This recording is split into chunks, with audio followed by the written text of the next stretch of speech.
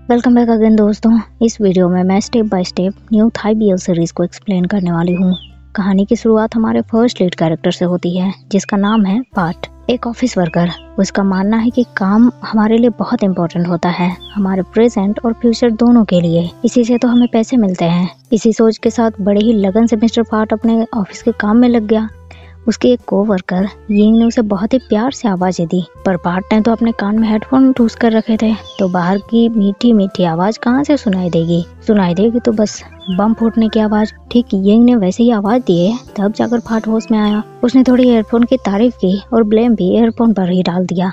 Ying ने तो बड़े ही प्यार से अपने सारे काम पाट के सर पर थोप दिया और वो चली गई। इसके बाद तो पाट के टेबल पर काम के लाइन लग गए। एक के बाद एक कोवर्कर आते गए, पाट के सर पे अपने बोझ डालते गए। एक ने तो हद कर दी। पाट को बोला, पाट प्लीज मेरे लिए स्नैक्स नीचे से ले आओगे प्लीज, मेरी मीटिंग है अभी। पाट को मन किया कि चिल्लाकर अभी इस लड़की को मना करे, उसे 10 बातें सुनाए, अपने काम बताए कि वो कितना बिजी है। पर पाट बस ये सोच सकता था, वो ऐसा कर ही नहीं सकता। बोला जो ठहरा। ऑफिस में तो भीगी बिल्ली बना हुआ था पाट, लेकिन जैसे ही वो अपने दोस्तों के पास आया, बस उसके अंदर की भड़ास निकलने लगी कि ऐसे ट्रायल पीरियड में बस उसे 1 ही महीने हुए हैं और उसने बस पेपर कॉपी किए हैं, किसी के स्नैक्स लाए हैं और बस दूसरों के काम ही किए हैं। ऐसे में मेरे बॉस को पता कैसे चलेगा कि मैं किस काम के लायक हूँ। दोस्त भी उसे समझाने लगे, पाट टेंशन ना लो, और 8 मंथ हैं तुम्हारे पास, और हमें ऐसे नहीं लगता कि तुम काम के लायक नहीं हो, बल्कि वो लोग ही तुम्हें ट्रेन नहीं कर पा रहे। पाट भी इस बात से बिल्कुल एग्री हो गया और फिर शुरू कर दी उसने एक से बढ़कर एक शिकायत। दोस्तों ने पूछा, अच्छा बताओ तो इस कंट्री के सबसे बड़ी कंपनी के एम्प्लॉयज कैसे हैं?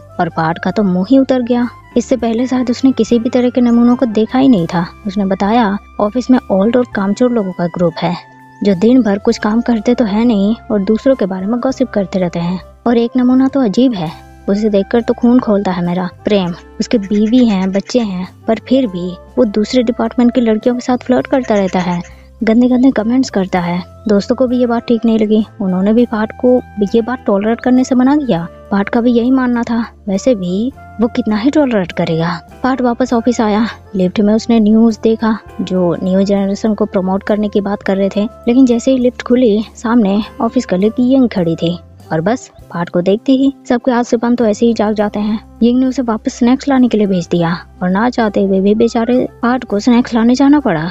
लेकिन सामान का लिस्ट इतना बड़ा था कि उसके दोनों हाथ फुल हो गए। अब बेचारा अपना आईडी कार्ड भी एंटर नहीं कर पा रहा था, तो फिर वो वापस अंदर कैसे आए? 2-3 बार ट्राई किया पर कोई फायदा नहीं हुआ, तो सोचा जब दिमाग काम ना करे ना, तो 2 कदम पीछे कर लेने चाहिए। लेकिन पाट के लिए उसके कदम पीछे लेना भारी पड़ गया, क्योंकि सामने हैंडसम सा लंबा चौड़ा आदमी खड़ा था और पाट ने उनके जूते में बढ़िया गर्मा गर्म कॉफी गिरा दिया। लेकिन वो आदमी तो बड़ा शांत टाइप का निकला। वो इसके लिए पाट पर बिल्कुल नहीं चिल्लाया, ऊपर से उसकी हेल्प कर दी। पाट का एक कैरी बैग उसने उठा लिया। पाट तो एम्बैरस के मारे कहीं क्या नहीं रहा और जैसे ही उसका फ्लोर आया, वो तुरंत कैरी बैग लेकर लिफ्ट से बाहर निकल गया। बार बार उस आदमी को सॉरी बोलने लगा।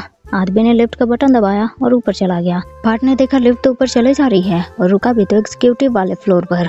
पाट की परेशानी तो और बढ़ गई, मतलब उस डिपार्टमेंट में जान पहचान वालों के ऊपर उसने कॉफी गिरा दिया है। लेकिन पाट के लिए तो इससे भी बड़ी प्रॉब्लम वेट कर रही थी। जब यिंग को उसने कॉफी दिए और एक कप के बारे में उसे पता चला, वो तो बरस पड़ी पाट पर। बेचारा अपनी गलती के लिए हर कीमत चुकाने को तैयार हो गया और मौके का फायदा उठाते हुए आज भी यिंग ने फ्री ऑफ कॉस्ट कॉफी पी ली। काम के बोझ और सीनियर के टॉर्चर से बेचारा पाट परेशान हो गया, लेकिन खूबसूरत खुले आसमान ने उसे रिफ्रेश कर दिया। उसने तुरंत आसमान के फोटोज खींचे और अपने आईजी में अपलोड किया विद ब्यूटीफुल कैप्शन। डैड का तुरंत रिप्लाई आया, बेटा छोटी छोटी चीजों को अब तुम एंजॉय कर रहे हो, मतलब अब तुम अडल्ट बन गए हो। पाट को फिर दोस्त ए का कॉल आया।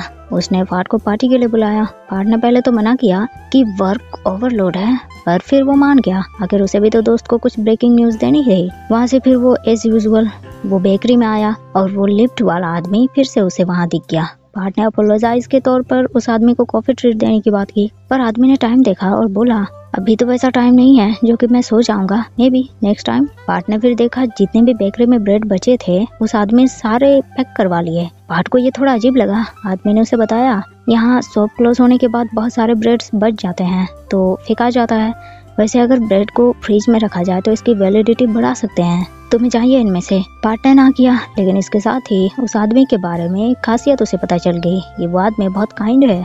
पार्ट पहुंचा दोस्तों के साथ पार्टी में। दोस्त ने उससे पूछा कि क्या बताना चाहता था वो, और पार्ट ने उस आदमी को डिस्क्राइब करना शुरू कर दिया। वो काफी हैंडसम है, काइंड है, दूसरों के बारे में कितना सोचता है। दोस्त बोलने लगे, इतना सब के बाद भी तुमने उसका नाम पूछने तक का कष्ट नहीं किया। अब पार्ट के दिमाग में तो ये आया ही नहीं। एक दोस्त ने कहा ये डेस्टिनी है, पर दूसरे ने पार्ट को समझाया कि पार्ट तुम अपना डेस्टिनी खुद बनाते हो। लेकिन पार्ट ने तो शुरुआत करने से पहले ही सारे होप खो दिए। बोला दोस्तों ज्यादा अज्यूम मत करो, मे बी वो स्ट्रेट होगा। अब दोस्त कितना मोटिवेट करते हैं ये बात तो हम सब जानते हैं। बस पार्ट के दोस्तों ने भी वही किया। पार्ट तुम इतना ज्यादा क्यों सोच रहे हो, तो क्या हुआ अगर वो स्ट्रेट है? तुम अपना होप खो दोगे, अपने आप को बदल दोगे। और देखो आजकल बहुत कोई गे है, तो तुम ज्यादा मत सोचो। और कहाँ गया हमारा वो कॉन्फिडेंट इंटर्न जो इंटर्नशिप फेयरवेल के शाम एक पर्सन से सिगरेट मांग रहा था। पार्ट तो शर्मा ही गया और दोस्तों से टीज करने लगे। कुछ देर में उनका एक और दोस्त वहाँ पहुंचा। वो एई का लवर भी है। दोस्त एई को लगा उसने ड्रिंक किया है, पर उसने नहीं। उनके एक और दोस्त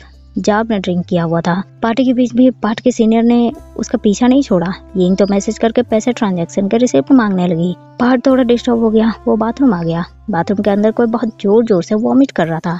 ये पर्सन कोई और नहीं, पार्ट का दोस्त जाब ही था। वो बाहर निकला और उसने पार्ट को पीछे से हिलाया। पार्ट जो टॉयलेट कर रहा था उसका बैलेंस बिगड़ गया। जाब को दोबारा वॉमिटिंग आने लगे और वो वैसे ही आवाज निकालने लगा। पार्ट थोड़ा वरीड हो गया, लेकिन जाब तो नाटक कर रहा था और अपने एक्टिंग को उसने ऑस्कर अवार्ड से कंपेयर किया। पार्ट नाराज हो गया, वो वापस दोस्तों के पास आ गया। वहाँ रेस्टोरेंट के ओनर ने उन्हें वहाँ का स्पेशल डिश टेस्ट करने के लिए दिए। पार्ट को पहले तो वो पसंद नहीं आया, पर टेस्ट बढ़िया था और फिर सब खाने पर टूट पड़े। जाब तो कुछ ज्यादा ही। नेक्स्ट डे पार्ट उसी बेकरी में पहुंचा। उम्मीद थी कि उस आदमी से मुलाकात होगी। उसने बेकरी की लड़की से उस आदमी के बारे में पूछा। लड़की ने भी आदमी को बहुत अच्छे से नोटिस किया था, क्योंकि वो आदमी इतना हैंडसम जो ठहरा, साथ में काइंड भी। वो हर रोज होमलेस लोगों के लिए वहाँ का ब्रेड खरीद कर ले जाता है। जाब भी अपने फ्रेंड के साथ वहाँ आया। पार्ट को थोड़ी हैरानी हुई। जाब ने उसे अपने दोस्त से मिलवाया, काम बताया कि वो प्रोड्यूसर है। दोस्त को जरूरी कॉल आया और वो बाहर बात करने चला गया।